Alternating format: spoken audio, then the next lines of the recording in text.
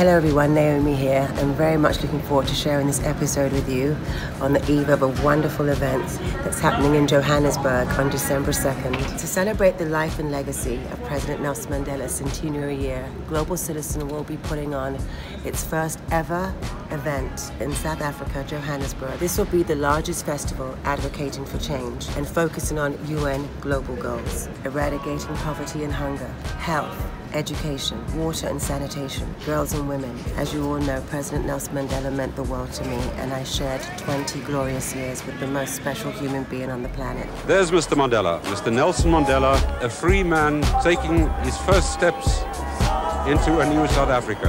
That is the man who the world has been waiting to see. I'd heard about apartheid when I was growing up in England, but I didn't really know what it was about. I just knew there were certain things I couldn't do, certain things that were a no-go zone. And I was just blown away by what I heard and couldn't believe what had happened in this country. I met President Mandela, Madiba, Tata, that I called him, in '94. But I first saw him in '90. When he came out of jail after apartheid was abolished, Robert De Niro, Little Steven, and Eddie Murphy threw a welcome reception for him at the Tribeca Grill. When a black man makes a breakthrough and reaches the top of his field, you have no imagination whatsoever what that means in our own circumstances in South Africa.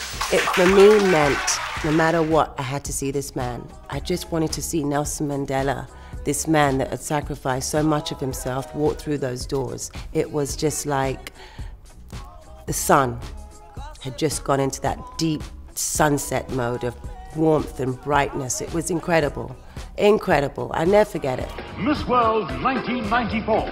It happened in '94. We were invited to South Africa, and we were also told we could bring a guest. Who I invited in the end was Ritts. The story of the Africa book that he shot, the Ritts Africa book, comes from staying on an extra 5 days after our trip.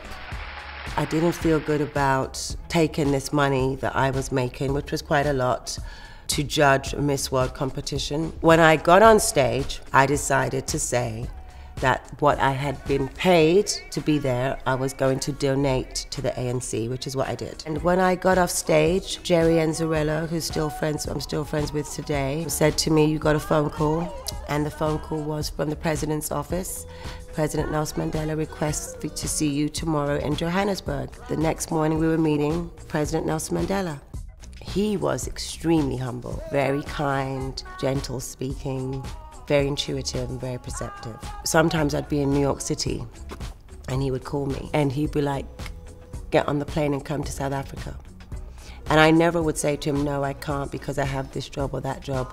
Whatever I had, I would cancel it and I would make the time and I would go, because he was right. She is one of that generation that has chosen the world as the theater of her operation. And I'm very happy indeed that we should have a young person like herself to devote herself and to make this worth a cause, the success it has become.